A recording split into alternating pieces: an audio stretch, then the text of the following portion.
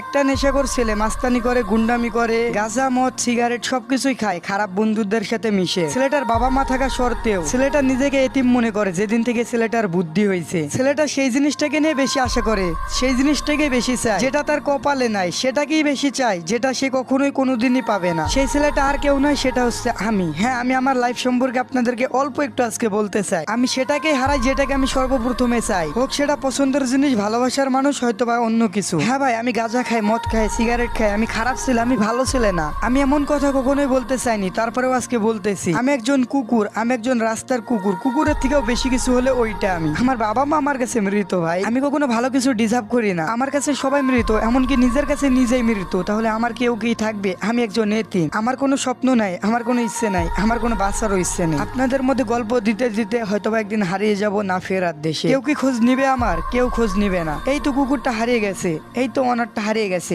শান্তি পেলাম এবার। আমারও একজন ভালোবাসার মানুষ ছিল যে আমাকে নিজে সবটা দিয়ে ভালোবাসতো, আমাকে নিজের জীবনের থেকে বেশি ভালোবাসতো, কিন্তু আমি তাকে বুঝিনি।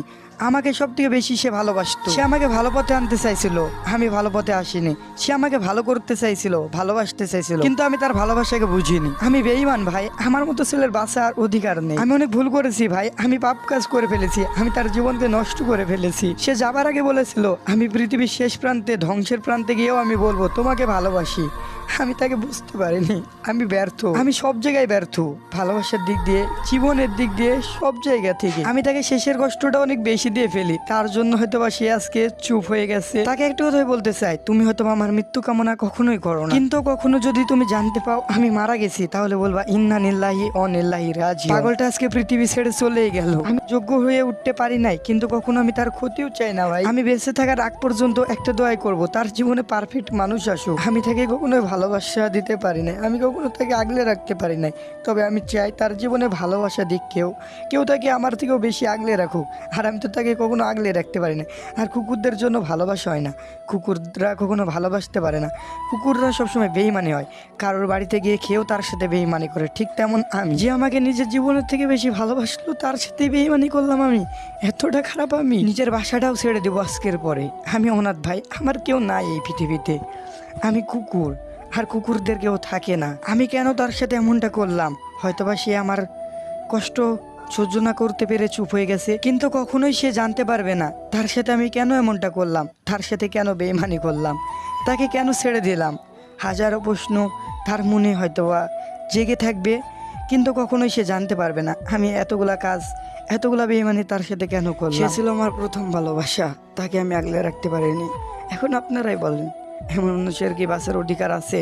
আমি বেঈমান ছিলাম, আমি ঠকবাজ ছিলাম, আমি কুকুর ছিলাম, কিন্তু তুমি ভেবো না আমি তোমাকে ছাড়া দ্বিতীয় কোনো নারীকে আমার জীবনে জায়গা দেব। আমি আজকে আমার আব্বা আম্মুর সবার কসম কেটে, আল্লাহর কসম কেটে বলছি, আমি আমার জীবনে কখনোই দ্বিতীয় নারীকে জায়গা দেব না। তুমি ছিলে, তুমি থাকবে। হয়তোবা আগে বুঝতে পারিনি, এখন বুঝতে পারি। আমি কখনো যদি হারাই যাই, তুমি কষ্ট পেও না, পারফেক্ট মানুষকে খুঁজে নিও। সে জানি না আমাকে কখনো ভুলতে পারবে কিনা, তবুও আমি তাকে বলবো তুমি আমাকে ভুলে যেও। আজকে আপনাদের মধ্যে আমার জীবন কাহিনী নিয়ে অনেক কিছু শেয়ার করতে চাইছিলাম, কিন্তু আমার দম বন্ধ হয়ে আসে, আমি পারি না। আর এই কথাগুলো আপনাদের জন্য ছিলও না, মাফ করে দিয়েন। এই জীবন কাহিনী আপনাদের জন্য না। সবাই ভালো থাকেন।